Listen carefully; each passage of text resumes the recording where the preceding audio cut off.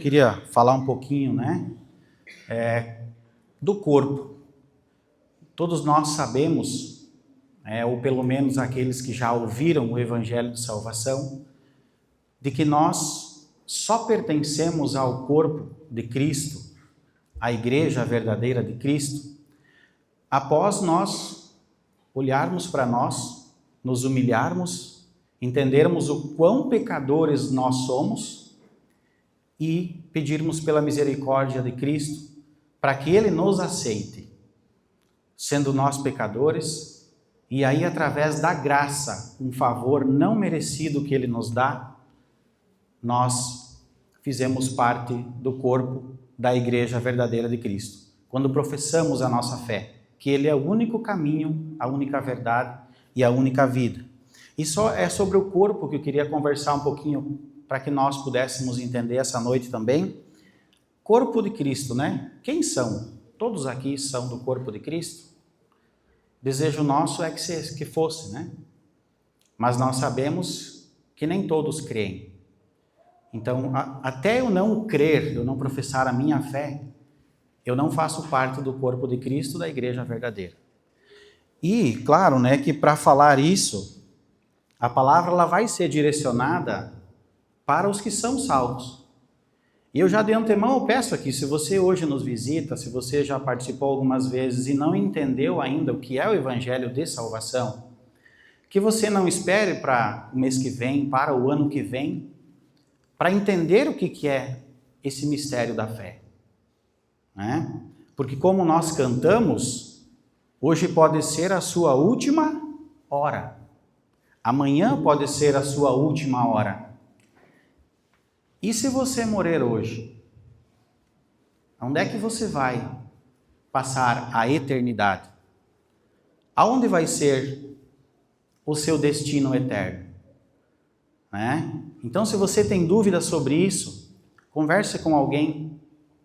Você sabe aqui os irmãos que dão estudo bíblico, nosso pastor também. Tire essas dúvidas e não deixe para que o dia de amanhã você acorde e ainda não saiba, se você morrer hoje, para onde que você vai. Como o Mano trouxe na ceia, o memorial ele é referente ao sacrifício único que nos dá a vida eterna através de Cristo Jesus. Mas, irmãos, quando nós aceitamos esse evangelho de salvação, quando nós entendemos que nós somos pecadores, que nós somos imundos perante Deus, e que nós entendemos que somos crentes em Cristo, nós entendemos também que a nossa condição, ela muda, Após a nossa fé professada em Cristo, a nossa condição, ela muda. E aí, qual é a nossa condição depois que nós cremos? Nós somos resgatados por Cristo, nós podemos ser chamados de filhos de Deus, nós também temos a certeza da salvação eterna, a morada no céu, nós temos um livre acesso a Deus, porque o véu que nos separava foi retirado pelo sacrifício de Cristo. O que mais? Nós somos a igreja verdadeira de Cristo, e o assunto que eu quero chegar hoje, nós nos tornamos o corpo de Cristo. E aí, quando nós olhamos o corpo, quantos corpos tem a igreja verdadeira de Cristo? Um só ou mais? A palavra nos diz, e nós vamos entender através da palavra, que nós nos tornamos um único corpo. Mas por que será que às vezes a impressão que nós temos é que não é só um corpo? Por que será que parece que esse corpo às vezes ele está dividido, Aonde alguns ficam para cá e alguns ficam para cá. Mas se a palavra nos diz que nós somos um único corpo, e aí eu quero convidar a todos para nós irmos até o livro de Romanos, Livro de Romanos, capítulo 12.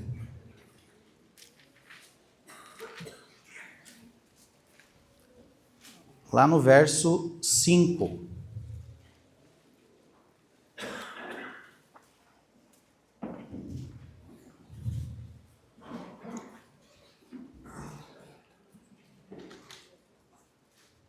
Todo mundo chegou lá?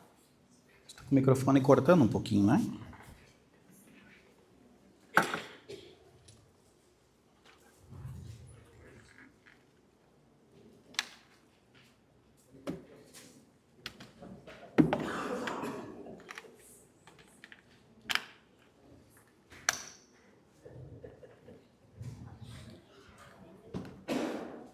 Obrigado, mano. Todos lá em Romanos 12, 5? Então, olha só o que está dizendo esse versículo para nós. Assim nós, que somos muitos, somos um só corpo em Cristo, mas individualmente somos membros uns dos outros. Então, o que esse versículo diz para nós? Que eu e você, nós somos membros, né? Mas de um único corpo. Então, cada um de nós é como se nós olhássemos para o nosso corpo e olhasse para o pé, olhasse para a mão, olhasse para a orelha, para o nariz, mas o conjunto é um corpo só. Então, que nós já entendamos isso, que nós não podemos ter um corpo dividido. Porque pensa só no nosso corpo físico, né? Se ele fosse o meu agora dividido ao meio, esse corpo andaria? Teria vida? Levaria a obra adiante? Então nós temos que entender esse ponto de imediato. Há um único só corpo em Cristo Jesus. 1 Coríntios agora, um pouquinho para frente. 1 Coríntios, capítulo 12, lá no verso 12.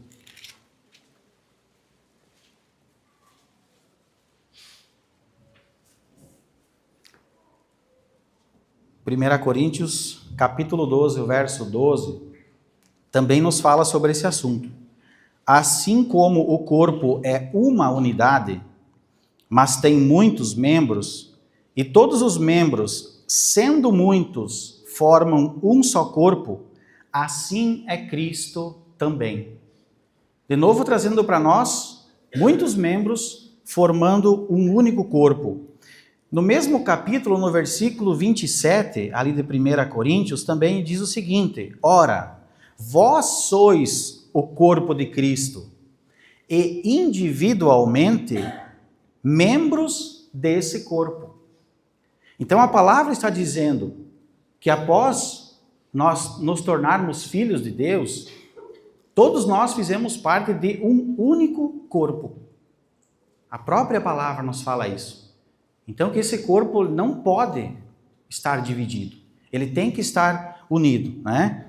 E nós poderíamos também olhar Efésios, mas não vamos olhar. Efésios 4 também fala sobre a unidade do corpo.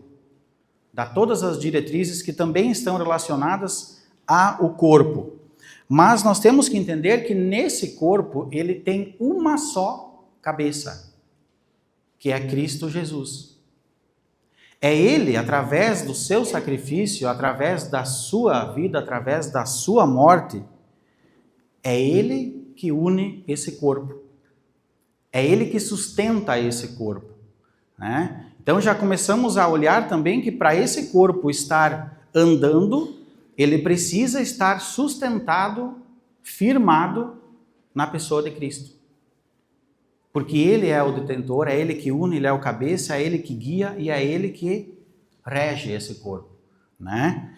Mas nós também podemos entender algumas verdades, que quando nós olhamos para esse corpo, a pergunta que vem para mim e para você, que Deus nos faz essa noite é: como está o nosso corpo? E aí o que eu falo é, como está o corpo da igreja? Como que nós estamos cuidando desse corpo, pelo qual custou um alto preço em Cristo? Como nós estamos cuidando desse corpo, né? Uma outra questão: esse corpo está unido? esse corpo está olhando para a mesma direção? Ou será que os membros estão olhando para tudo que é lado?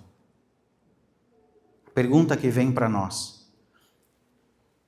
Dentro dessa quantidade de membros, os membros estão cuidando uns dos outros? Nós aqui, os salvos, nós estamos cuidando uns dos outros? Para que esse corpo tenha saúde? Não é? Porque essas perguntas elas têm que ser direcionadas para mim e para você. Porque está bem claro que eu e você somos os membros deste corpo. Mas você já parou para pensar também que nós fazendo parte, sendo membros desse corpo, nós podemos machucar ele diretamente ou cuidar dele? Por que eu falo isso? Nós podemos ser uma bênção para esse corpo, né? Vamos olhando um corpo como uma saúde, então a bênção está ligada à saúde do corpo, como nós podemos também ser uma maldição para o corpo, ou seja, trazer uma doença para o corpo, porque nós estamos ligados. Então nós temos que entender também esse aspecto. Nós estamos hoje, e aí você olha para você como eu estou olhando para mim. Você está sendo uma bênção para o corpo? Ou você está sendo uma maldição para o corpo? Né? Causando doença para o corpo. Então essa pergunta também ela vem direta para nós. Nós estamos ajudando o corpo a andar? Ou nós estamos sendo um peso para o corpo?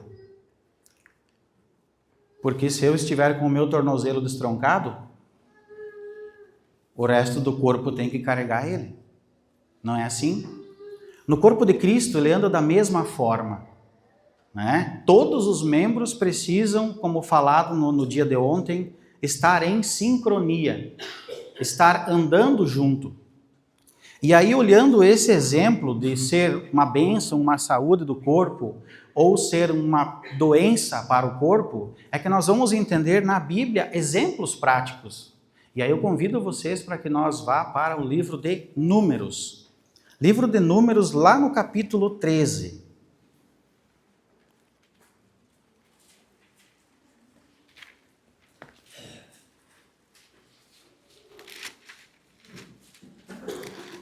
Capítulo 13 de Números, né? Aqui a grande maioria, se não quase todos, já conhecem essa passagem.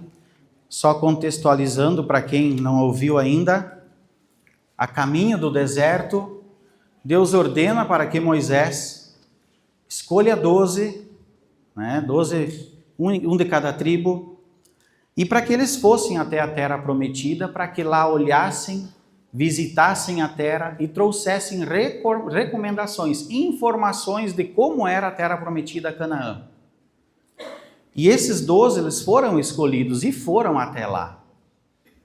E aqui nós podemos ver claramente um grupo de bênção, bem menor, e um outro grupo de maldição para o corpo, bem maior.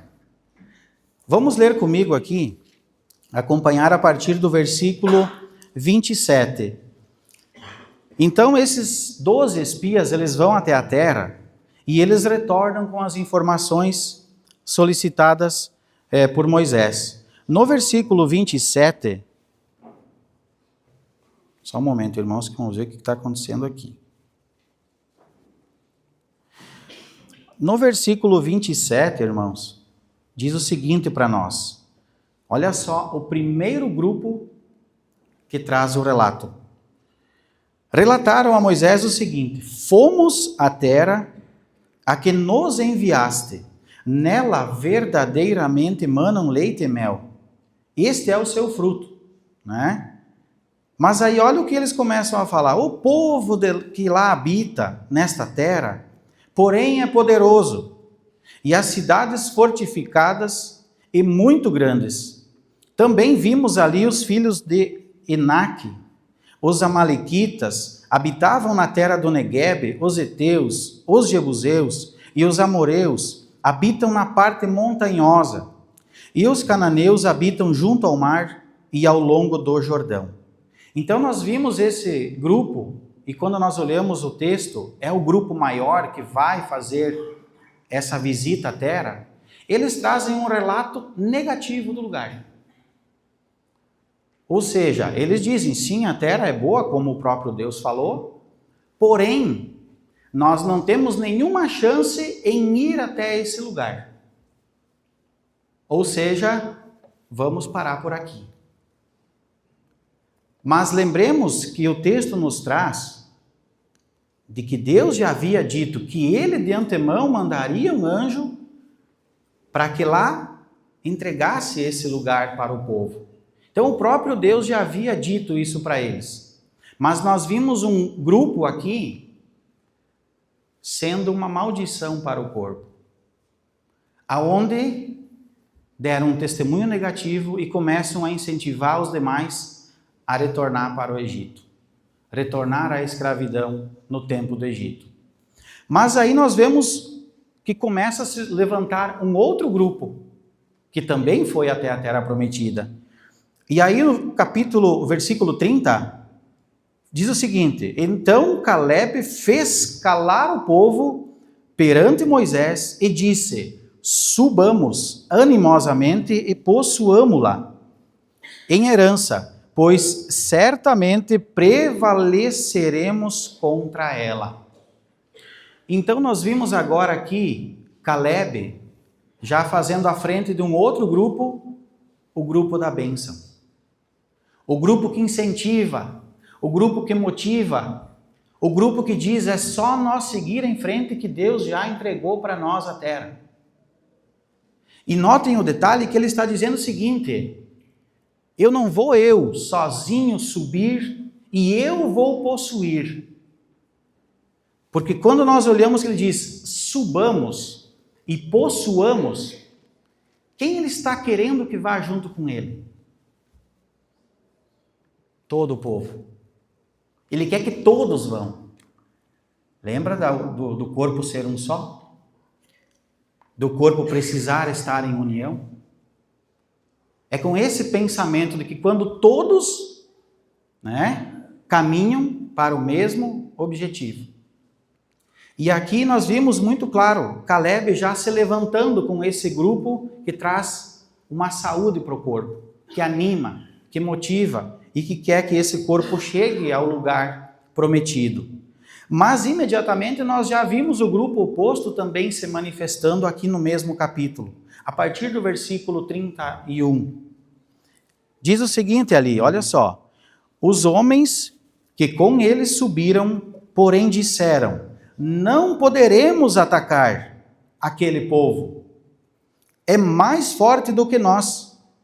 E diante dos filhos de Israel, divulgaram um relatório negativo da terra, que tinham explorado, dizendo: a terra pelo qual passamos a espiar é terra que devora os seus moradores. Todo o povo que vimos nela são homens de grande estatura. Também vimos ali gigantes, pois os descendentes de Enaque são de raça gigante. E éramos aos nossos próprios olhos como gafanhotos, e assim também nós lhes parecíamos. Então, de novo, esse grupo que faz o quê? Que é o peso do corpo. É o grupo que diz: não dá. Não dá para continuar. É muita dificuldade, nós não queremos se meter em confusão. Mas onde que está a confiança desse grupo maior? Aonde que está a fé desse grupo maior? Porque Deus já havia entregado a terra para eles. Então, quando nós lemos essa passagem, nós entendemos que era somente para o povo chegar até lá. Que toda a entrega desse território, ela passaria pelo poder e pela mão de Deus. Que ele era quem entregaria a terra prometida. E aí nós vimos nessa mesma passagem, no capítulo 14, aí no versículo 6. que aí vem de novo o grupo que quer que esse corpo vá à frente. E aqui nós já vimos mais um integrante. Versículo 6 do capítulo 14. Josué, filho de Num, e Calebe, filho de Jefoné, dos que espiaram a terra, rasgaram as suas vestes. Ficaram em profunda tristeza com esse relato negativo. E disseram a toda a comunidade dos filhos de Israel: a terra pelo meio da qual passamos a espiar é terra muito boa. Se o Senhor se agradar de nós, então nos fará entrar nessa terra e a dará a nós. É uma terra que emana leite e mel. E aí de novo no versículo 9, somente não sejais rebeldes contra o Senhor, e não temais o povo dessa terra, porque como pão os devoraremos. A proteção deles se foi, mas o Senhor está conosco, não os temais. Então nós vimos os que são do grupo, né, que trazem a saúde para o corpo, trazendo a lembrança deles, de que era somente para eles subirem, que o próprio Deus entregaria a terra prometida para o povo. O que nós podemos aprender aqui, irmãos? Nós somos o povo andando. Nós somos o povo caminhando. Nós somos o corpo hoje que está andando. E que nós possamos entender disso. Que as dificuldades que eu e você encontramos todo dia para levar o Evangelho, para falar do amor de Cristo, elas não vão deixar de existir. Se você olhar o contexto, quanto mais você faz a obra, mais você também vai ser atacado. Quanto mais você dobra o joelho para orar para que os teus familiares creiam em Cristo como o Salvador da vida deles, mais você será atacado também. Mas o ponto é, o que está dizendo para nós aqui? É para nós desistirmos? É para o corpo dizer, não, vamos parar por aqui? Ou é para nós focarmos exclusivamente naquilo que Cristo nos ensinou, que Ele nos mostrou, que Ele é a nossa base, que Ele é a nossa força, que Ele é o nosso escudo e que Ele sim vai à frente de nós, preparando o caminho para que nós levemos, para que o corpo ande, mas aí nós precisamos estar firmados e, como disse aqui, não ser um membro rebelde. Um membro que muitas vezes ele esquece da palavra, ele esquece do restante do corpo e ele quer seguir com a sua própria força. Né? Como uma ovelha desgarrada se afasta do rebanho e ela acha que lá sozinha ela vai ficar com a mesma proteção do que junto com o rebanho. Outro assunto que nós podemos ver aqui também é diante disso, que traz a mesma menção de ser bênção e de ser também um peso para o corpo, ela está no livro de Êxodo 32. Então voltemos um pouquinho e vamos olhar no livro de Êxodo, capítulo 32.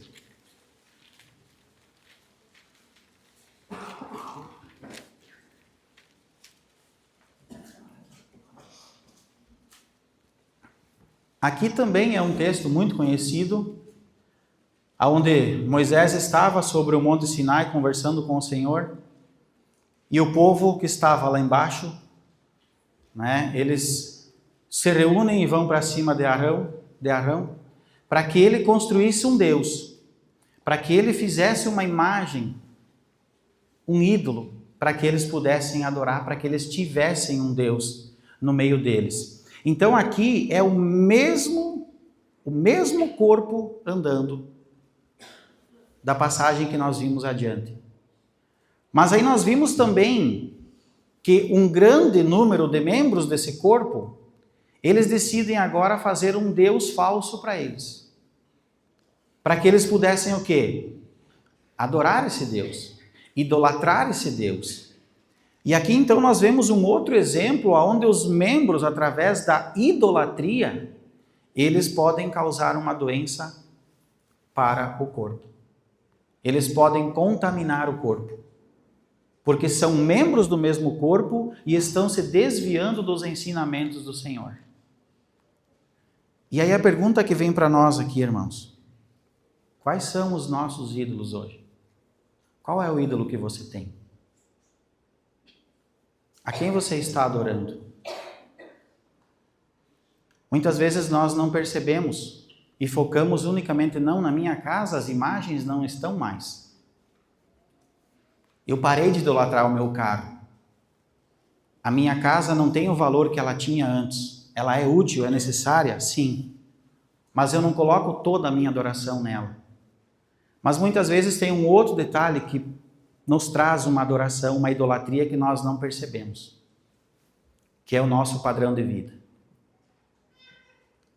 Muitas vezes nós percebemos e analisamos que as pessoas se agarram àquele padrão de vida e não querem mais largar por nada. E aí, se Deus puxar você um pouquinho para trás, para querer que você cresça e ensinar você de algumas coisas, você não quer aceitar, abrir mão do seu padrão de vida. Eu continuo com as mesmas coisas, mas aí eu ando em pecado com o Senhor. Por que Deus fala sobre a nossa vida? Que ela precisa estar em ordenança, em todos os sentidos. E muitas vezes esse Deus, esse ídolo que está na nossa vida, de certa forma oculto, nós não percebemos, e ele acaba nos atrapalhando como membros, e esse pecado, ele vem para o corpo, devido sermos membros do mesmo corpo. Então, que nós possamos olhar aqui também, essa passagem aqui, como sendo algo que nos prejudica no corpo ao qual nós pertencemos. E que nós precisamos, dia após dia, identificar quais são os nossos pecados. Quais são as nossas falhas que nós, de certa forma, cometemos no individual, mas que refletem no corpo ao qual eu pertenço. Não é? Então nós temos que ter esse entendimento, porque se eu achar que eu estou tranquilo, eu não estou afetando no corpo, muitas vezes os meus pecados que eu não estou percebendo estão causando a doença do corpo. E a igreja perece. Né? O que mais que nós vimos aqui? Outro exemplo que eu quero trazer para os irmãos, olhando agora um exemplo de bênção, de saúde para o corpo, ela está no livro de 1 Samuel.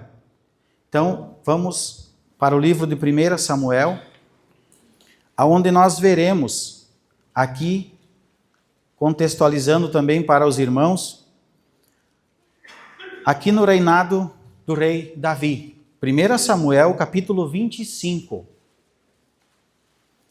1 Samuel, capítulo 25.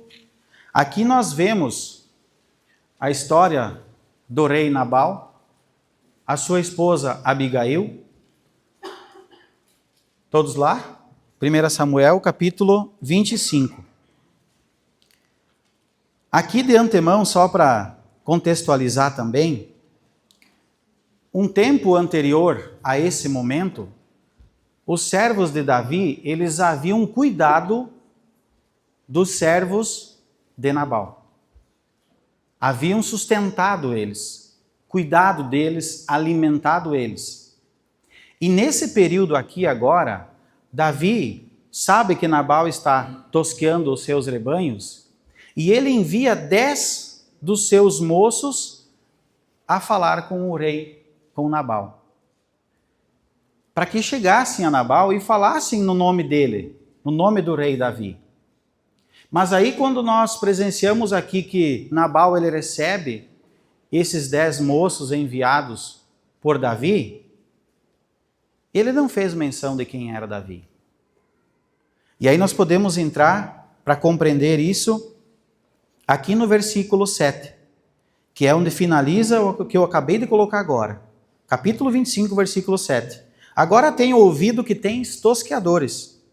Quando os teus pastores estiveram conosco, nenhum agravo lhe fizemos, e coisa alguma lhes faltou todos os dias que estiveram no campo. Então, os servos disseram: olha, nós cuidamos de todos os teus servos, enquanto eles estavam no campo.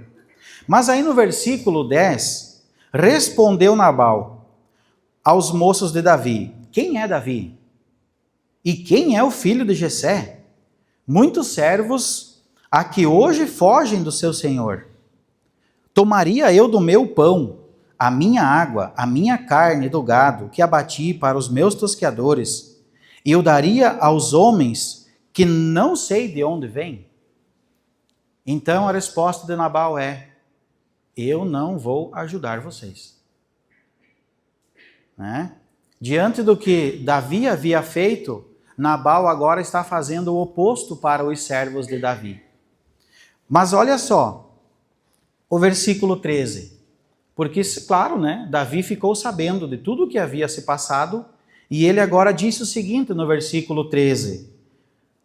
Disse Davi aos seus homens: cada um cinja a sua espada, e cada um cingiu a sua espada, e cingiu também Davi a sua espada. Subiram após Davi uns 400 homens, e 200 ficaram com a bagagem.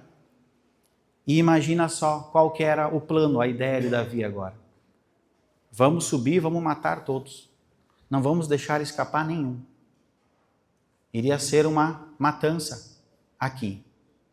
Mas aí eu quero chegar aqui ao ponto da bênção. Daquela pessoa que percebe como está o ambiente, aquela pessoa que identifica os problemas que podem afetar o corpo e imediatamente elas agem em favor do corpo. E aqui no versículo 14 está o primeiro exemplo. Né? Olha só. Um dos moços, porém, anunciou a Abigail, a esposa de Nabal: Davi enviou mensageiros desde o deserto a saudar o nosso amo, mas este os destratou. Né? O que ele está fazendo aqui? Ele presenciou toda a cena que aconteceu. E ele entendeu que isso seria um motivo que poderia levar ao início de uma guerra, uma batalha. E olha o que ele fez imediatamente. Versículo 15. Né?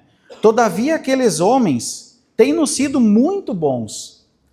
Nunca fomos agravados por eles e nada nos faltou em todos os dias que convivemos com eles quando estávamos no campo. Então esse servo de Nabal, esse moço de Nabal, imediatamente ele vai contar para Abigail. E ele diz a Abigail: quando nós precisamos deles, eles nos sustentaram. Eles cuidaram de nós, não deixaram faltar nada, não passamos nenhuma necessidade. E aí pensa só, qual vai ser a segunda bênção agora? Ou seja, quem será a segunda bênção dessa história? A própria Abigail. Entendendo todo o contexto do que havia se passado, ela vai agir. Né? E aí nós podemos ver lá no versículo 18, do mesmo capítulo. Abigail se apressou e tomou 200 pães, 2 odres de vinho, 5 ovelhas preparadas, 5 medidas de trigo tostado, 100 cachos de passas e 200 pastas de figo, e os pôs sobre jumentos. Então ela prepara um mantimento, ela prepara uma alimentação, carrega os jumentos e adivinha só onde ela vai parar. Vamos acompanhar a história aqui para ver. No versículo 23, vai mostrar para nós aonde que Abigail vai parar com todo esse mantimento. Vendo Abigail a Davi, apressou-se, desceu do jumento e prostrou-se diante de Davi, inclinando-se à terra. Lançou-se a seus pés e disse: Ah, Senhor meu, minha seja a culpa. Deixa falar a tua serva aos teus ouvidos, e ouve as palavras da tua serva. Então aqui nesse momento, ela entendendo o contexto, ela vai diante de Davi e ela se coloca como a culpada do que havia acontecido. Ela se coloca no lugar do seu esposo que havia cometido algo muito errado, e ela chega à frente de Davi e diz: a culpa é minha. E aí o que mais que ela vai falar com esse rei, com o Davi? Que aí entra aqui no versículo 27.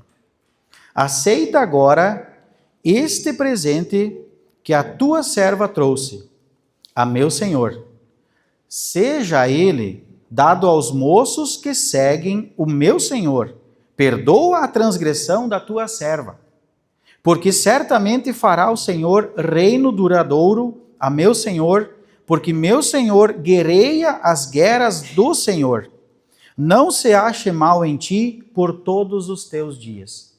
Então ela vem diante de Davi, ela traz o sustento para os moços de Davi, ela implora por perdão para que Davi perdoasse o que havia acontecido, porque lembram de qual eram os planos de Davi? Era subir com os seus soldados e matar a todos. Diante disso, diante desse pedido por misericórdia de Abigail, é que Davi vai dar a resposta após ouvir o que ela disse. E aí nós entramos no versículo 32 do mesmo capítulo. Então Davi disse a Abigail: Bendito o Senhor, o Deus de Israel, que hoje te enviou ao meu encontro. Bendito o teu conselho, e bendita sejas tu, que hoje me impediste de derramar sangue e de vingar-me pela minha própria mão. Então Davi, ele compreende o que essa mulher havia feito e traz todo o sustento, e ele entende e agradece, louva a quem? Ele louva a Deus. Porque quando Abigail vem diante dele e fala para ele e pede por perdão, ele lembra que certamente muitas vezes ele também recebeu perdão. E aí ele, entendendo o contexto do que havia acontecido naquele momento, ele diz: muito obrigado, Senhor.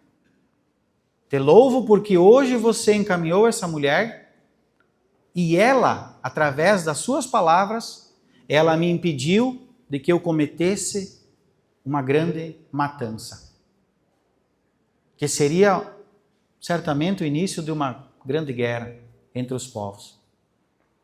Então aqui nós conseguimos ver, irmãos, que em meio a problemas, que a nossa igreja também ela é constituída de problemas, nós vimos um exemplo muito claro aqui de duas pessoas que elas conseguiram olhar algo que estava acontecendo ao seu redor e agiram imediatamente para que o problema fosse resolvido. E aí, irmãos, nós temos que olhar para nós hoje também. Muitas vezes nós percebemos alguns problemas que estão, de certa forma, surgindo no corpo. E aí a pergunta é: por que algumas vezes nós não tratamos de chamar as pessoas que estão envolvidas e imediatamente resolver esses problemas? E isso vale para todos nós. Porque todos nós somos membros desse corpo. Que nós saibamos ter a leitura e usar da sabedoria que Deus vem dando para nós, para tratar a doença do corpo. Para que nós não deixemos esse corpo muitas vezes adoecer, ao invés de ter uma saúde restaurada. Que nós possamos entender que se aquele membro lá está com problema, ele é um membro que faz parte do mesmo corpo que eu, se nós somos salvos em Cristo. Então, que nós possamos olhar esses exemplos, irmãos, e começar, a partir de hoje, olhar para a nossa vida individual. O Gustavo está com os problemas lá, mas diante da palavra ele está cometendo um pecado. Ele faz parte do meu corpo. Ele é um membro do corpo ao qual eu faço parte. Qual que é o papel de nós enquanto membros do mesmo corpo? É olhar para o outro membro também. Mas nunca esquecer de que a palavra ela é muito clara. Eu posso olhar para um irmão cristiano e ajudar ele? Posso. Mas primeiro eu tenho que fazer o quê? Eu tenho que olhar para mim. Eu tenho que olhar se eu não estou pior. E diante de tudo que a palavra mostra para nós referente ao corpo, nós comentamos isso muito ontem, né? Que nós precisamos olhar para aquilo que os membros também têm de bom.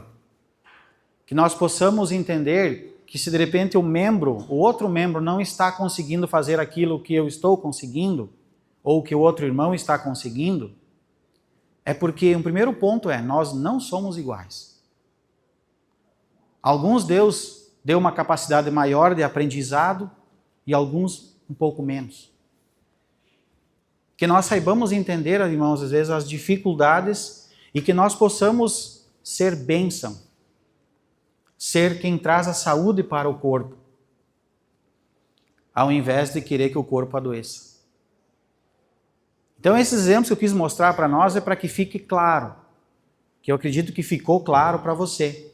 Como ficou para mim? Em qual momento eu posso ser uma bênção no corpo e em qual momento, em qual atitude eu posso ser uma maldição para o corpo? Estar trazendo para o corpo algo que não agrega e que não ajuda. E aqui nós rapidamente falar para vocês alguns exemplos que nós podemos trazer do nosso dia a dia que afetam o corpo. Algo que nós podemos estar cometendo e muitas vezes não percebemos. Trazendo para a nossa realidade, irmãos, quando nós não participamos das coisas da igreja, quando nós não participamos dos eventos da igreja, quando nós não participamos dos cultos ao domingo, qual que é o único propósito? O principal propósito do culto ao domingo? Agradecer a Deus, louvar a Deus, engrandecer e glorificar o seu nome. Mas tem um segundo propósito, que a própria palavra nos diz. É a comunhão dos filhos, dos salvos, dos santos de Deus. Então a palavra, ela ordena que nós nos reunamos para congregar, para prestar culto a esse Deus. E quando eu não venho, e aqui eu estou falando num genérico, né? Mas sabemos que temos motivos às vezes que nos impedem, não há como estar. Mas quando eu não venho pela minha própria vontade, eu estou deixando de congregar com os irmãos. Eu estou deixando de seguir uma ordenança que a palavra nos traz. E quando eu deixo de seguir uma ordenança de Deus, o que é isso? Pecado. Eu estou pecando. Porque a palavra ela é muito clara. Quando nós lá fora ainda temos o nosso pensamento de fazer os chamados robócios. Quando nós ainda estamos vendendo coisas e tirando proveito do outro. E isso estou cometendo um pecado. Eu estou trazendo, o membro que sou eu, está trazendo uma doença para o corpo. Quando nós não cuidamos da nossa família, que é uma ordenança de Deus também. Quando nós vimos um irmão com dificuldade e ao invés de ir ajudá-lo, entender o que ele está passando, muitas vezes nós ainda chegamos e xingamos ele. Como é que você foi se meter nisso? Irmão, será que o irmão se meteu naquele momento, naquele problema porque ele quis? Então que nós possamos olhar o corpo de uma forma mais cuidadosa, mais misericordiosa. E que possamos ser bênção, como nós vimos vários exemplos aqui. Bênção de pessoas que fazem o corpo crescer, que fazem o corpo andar. Às vezes você pode se perguntar, mas eu não estou fazendo nada que vá contra as ordenanças de Deus. Mas aí eu não ajudo no corpo. Eu não faço nada para a obra do Senhor. A palavra nos diz que você acaba se tornando um peso. Porque você faz parte do corpo. Se o pé está machucado ou o pé não quer andar, o corpo precisa levar ele adiante. Então não há como, de certa forma, nós não trazermos para o corpo aquilo que nós estamos fazendo de errado, porque nós estamos ligados. Cristo nos uniu através do sacrifício dele. Então nós temos que entender também que quando nós fizemos lá fora os nossos negócios e não honramos com eles, nós também estamos indo contra uma ordenança do Senhor. E aí nós temos que parar e fazer uma análise, irmão. Como que está a minha vida como membro desse corpo? Né? E aí, por último, só queria colocar aqui para vocês, para nós no caso, né? 2 dicas para que nós, muitas vezes nós saiamos dessas decisões nossas que acabam levando para cometer de pecado, a cometer algo que afeta o corpo da igreja, e que nós precisamos, conforme a palavra, estar firmados. Primeiro nosso foco ele tem que estar em Cristo. O nosso foco precisa estar exclusivamente em Cristo, na pessoa de Cristo, nos ensinamentos de Cristo. Porque ele, em momento algum, ele envergonhou a igreja. Em momento algum, ele desrespeitou a igreja. E uma outra dica, não foquemos em pessoas. Nós não podemos focar em pessoas. Por que nós não podemos focar em pessoas? Porque hoje eu posso estar em ordenança. Amanhã eu posso não estar. E aí? Pessoas mudam. Eu posso ser uma bênção, mas também eu posso ser um peso para o corpo. Então que nós entendemos esses exemplos e olhemos para o nosso corpo, olhemos para nós individualmente como membros desse corpo e que nós consigamos, dia após dia, ir identificando aquilo que, na nossa prática, afeta o nosso corpo. E que Cristo seja a base de tudo, irmãos. E que nós possamos a cada dia ter uma vida, um andar mais santo, conforme as Escrituras nos pedem. Amém, irmãos? Essa passagem que trazer para nós hoje e reforçar. Se o que foi falado aqui para você ficou totalmente perdido, se você ainda não entende o que quer fazer parte do corpo de Cristo, reforço, não deixe para querer saber o mês que vem. Busque, irmãos, busque pessoas que você conhece, queira saber o que é esse sacrifício, o que Cristo fez, por que através dele eu me uno ao corpo, o que é todo esse mistério que eu não compreendi. Não deixe para amanhã. Amanhã pode ser tarde. Que você possa compreender, assim como a grande maioria aqui, que há só um caminho para chegar até o céu. Amém?